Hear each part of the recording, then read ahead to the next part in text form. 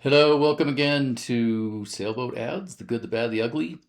I apologize, I'm very late this week. I bought a new computer and there was some serious brain damage trying to get it back up and running. Um, but this week I do have some kind of cool boats to look at, so let's get right to it. The theme this week was value blue water, deep water blue water cruisers. And they're kind of all over the country. But yeah, I was really looking for 40 to 50 footers under 50K. We looked at some really beautiful, very high end, probably close to super yacht $1 million a couple of weeks ago, and this week I was thinking, well, what if you just had the itch and you wanted to go around the world cruising, and but you didn't have 400 or $400,000 or $1 million, which is what we looked at. So I picked some that I'm a little familiar with. Cheoy Lee was a boat that my dad and I lusted over when we lived in the UK.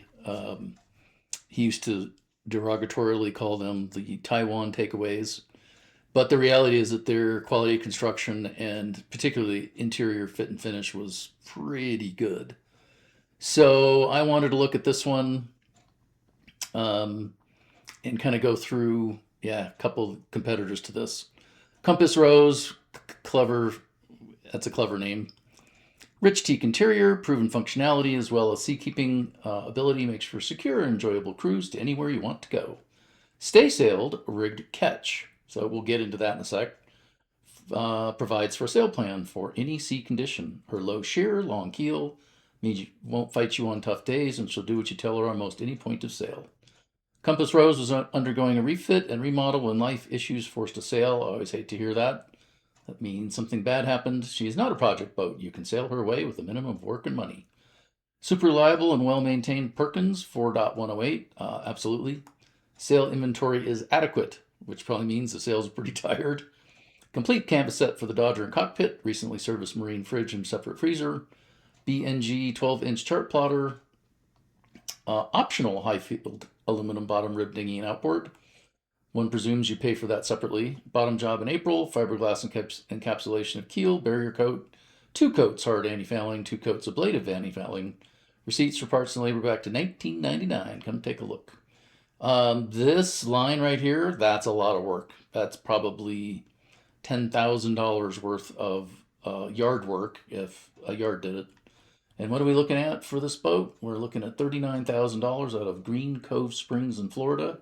There's our happy broker and girlfriend, wife, sister. I don't know. Hard to say. So looking through some of the other things here, we've got looks like decent electrical. Now this one says tender check, but in the description it says you got to pay for that extra. So that's interesting. Engine make 54 horsepower. No hours on this motor, which is a little suspicious when you don't have hours. 1976 could have 10,000 hours. It could be very close to the end of life. Or it could have a couple thousand hours, like another boat we're going to look at. Freshwater tank, 125, and fuel at 45. So there is not a good profile picture of this boat. So I'm just going to show you one real quick from Facebook. I think this is a very, very handsome design. This particular boat is in quite really nice condition. You can see the catch rig and you can see the staysail, and just out of reach here is the, isn't that a pretty picture? Yeah, we're just seeing sunsets. There's a long bowsprit and another that basically the furling Jenna would go up there. This particular boat has the green boot stripe. Love that. Some of these boats came with all wood dog houses or cabin tops, which would just be a massive amount of work. This boat also has this really cool scrolled rail in the back. But let's look at our boat of the day. This is a terrible picture. Why would you take that photo? Yeah, you can see huge bowsprit that you can actually walk out on. To me, these boats just ooze charm. They look like proper, old shippy type boats. You can see the bottom paint. Obviously, they want to. That needs to be a feature because someone spent a lot of money on it. So we get a lot of pictures of that. An attached rudder to a full keel. This is going to be a very safe boat in a grounding. If you ever hit something hard, um, you'd be pretty protected.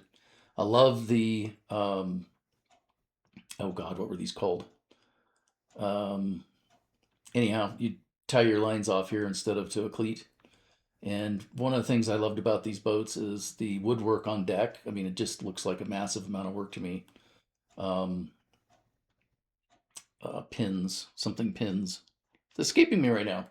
Um, Great big heavy duty uh, brass or bronze hinges. Um, Belaying pins. There we go. Finally mustered it. Here's a pretty rough looking dorade. Looks like it needs a bit of polish. Um, there's your winch right on the mast. There is your staysail. You can see your forestay much further forward. Looks like there are 4 dorades, so that would give lots of great ventilation down below. Nice big side decks, an absolutely massive tow rail, high lifelines, very, very safe boat to move around on. Here's another one of those really cool hatches. Actually, same hatch, different picture. Full bimini. You obviously have your GPS in there, chart plotter. There's your outboard. I'm surprised they're showing that since it's an option. Yeah, there's your B&G 12-inch chart plotter. And then I think we go below. You can see some woodwork. This may have just been painted and is not fiberglass. That would be interesting to check out. Again, really burly hinges on these things. Everything was just built heavy, heavy duty on these boats.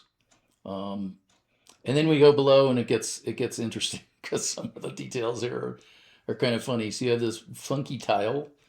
The pain in the butt this would have been to install and then cut for your lid for the. I assume that's the cool box back there. Nice single basin sink, 3 burner. Some of this is looking a little rough, but not bad. Definitely looks like some water damage on this wood. But you're looking at $39,000. I mean, that's just not a lot of money. Looks like some old holes. And here you get kind of a sense of very old school, heavy, dark wood interiors. Slats on the inboard side of the hulls. I just used to love the sort of shippy, yachty, old school yachty sort of look and feel of these boats. Um, Not a massive amount of interior room for 42 footer because the overhangs are so big. But to me, this boat shows quite nicely for $39,000.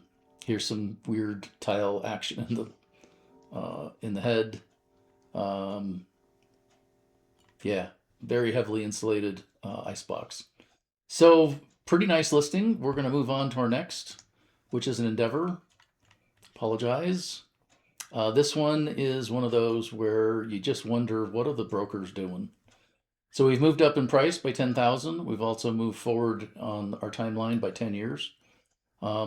They should be ashamed of themselves for putting a picture like this out, right? I mean, just blurry. You can't. I don't know if the lens was dirty or out of focus or what the deal was. Belly Laughin'.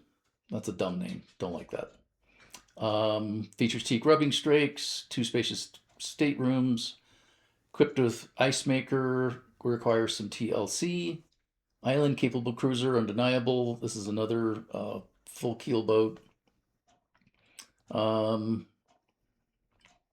Perkins 4154, 62 horse. This does have engine hours. I don't think you can put an ad out for any amount of money that you don't have engine hours. 100 gallons fresh water, 45 this boat is virtually the same dimensions as the Cheoy Lee we just looked at. So let's look at some pictures. These are going to be some pictures that are going to make me mad because they've kind of made a mess of it. In this case, the rudder is not attached to the full keel, and I guess you might call this a modified fin. But you do have it's attached to a skeg, so if you hit something, you'd still be pretty safe. Obviously, there's a full enclosure for it.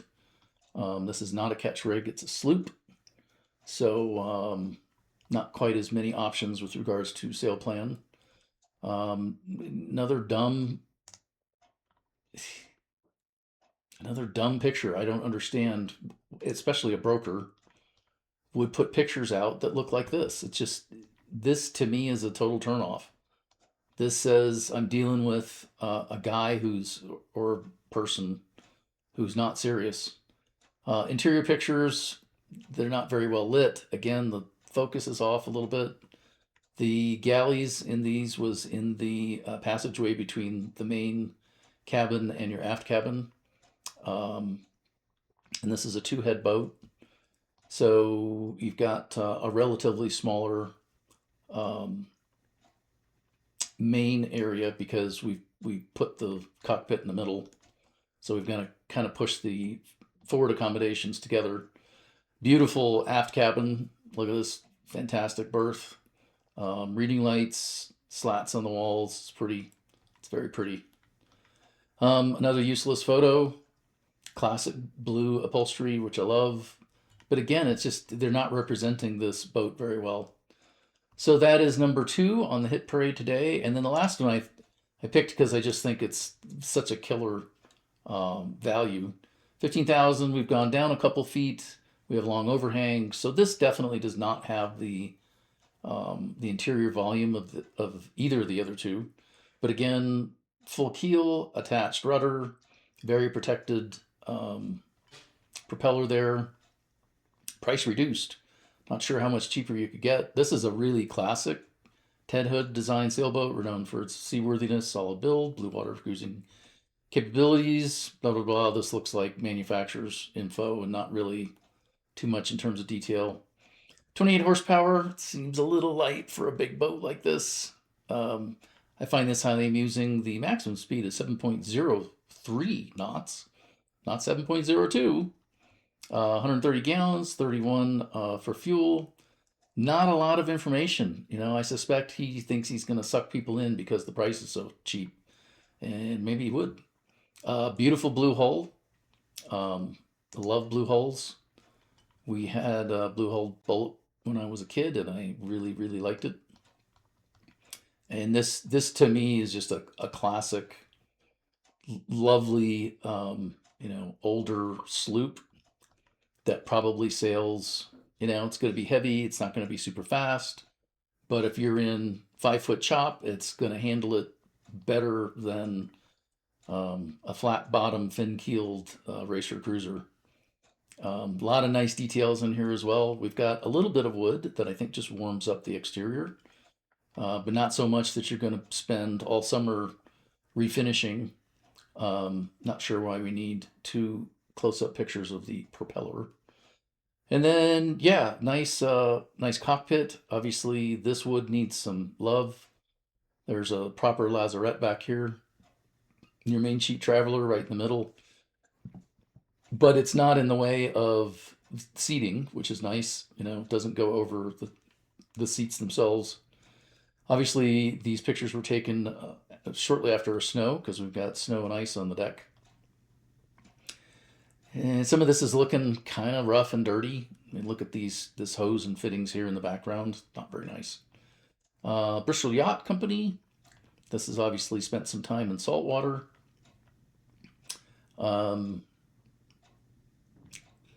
Yeah, it's definitely in need of a little love, but for $15,000, I love this thing. Brass or bronze, hard to tell. Probably bronze. Then we are going to go below. Very bright, shiny, chromed dorade. There is your Schaefer roller furling.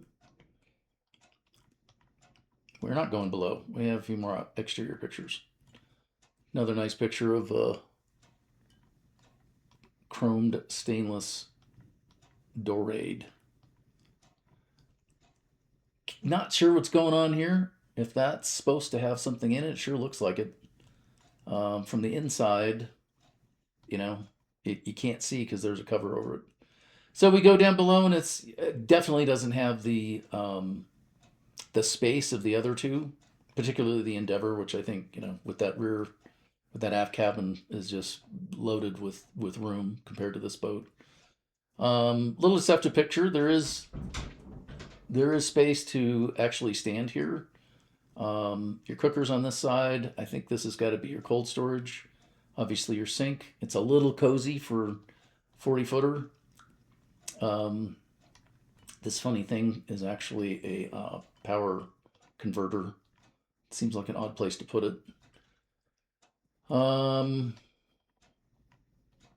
Yeah, here you are, power source. Oh, cooker's on this side. I mean, I like this concept. You got to get that out of the way. You can use it for prep, and then you got to get it out of the way to actually do your cooking, which is a little bit of a pain. This oven and range actually looks really nice compared to the other ones we saw. Nice sea berth here. I'm pretty sure this pulls out. Nice seating for 4 or 5. You could probably squeeze one over there. Yeah, see, this goes underneath there, so I'm pretty sure this pulls out, and there's probably legs that hold that up to make. They're probably calling it a double berth. That would be a lie, but would give a single person much more space. And then if you're actually on passage, this would be a great place to sleep, because you can sort of wedge yourself either on either side there with the sideboards. Beautiful old. Again, I can't tell if these are brass or bronze. It's like there might be some damage on the ceiling there. So this is for $15,000. This is not a bad boat. I appreciate this broker took tons and tons of pictures. There are 63 total. So you definitely get a good sense for what you're getting into, good and bad. And there's a lot of good in this boat. I mean, this thing looks really, really very nice for, again, the asking price. I would have thought someone would be looking for a lot more money than $15,000 for this, because, I mean, the interior actually looks really, really good. Some of the exterior looks a little rough. Your Volvo Penta diesel is definitely looking old and tired. Hard to say what that's for, if that's damage or not. So back to our 3 listings. New Hamburg, New York. So yeah, definitely an East Coast boat. I think this is, what a deal. If you're looking to get on the water for cheap and probably need to drop some dollars on your engine and then a few more repairing this wood, that's not a lot for a nice boat for a couple to go cruising on. That's it for this week. I'm gonna try and obviously I got a new camera, so video quality is way better, and I need to get back on a regular schedule, and still trying to figure out how to make these things more appealing, more interesting, because people are watching them. So I'm doing it for my own giggles, which I'm enjoying, because I sit here and look at sailboat ads just for fun when I got nothing better to do all the time. Just like I like looking at motorcycles and homes and all kinds of other stuff. That's also how you learn. So that's it for today. Thanks so much. Subscribe, hit the like button, and we will see you again soon. I promise to try and get back on a regular schedule, but that's it for today.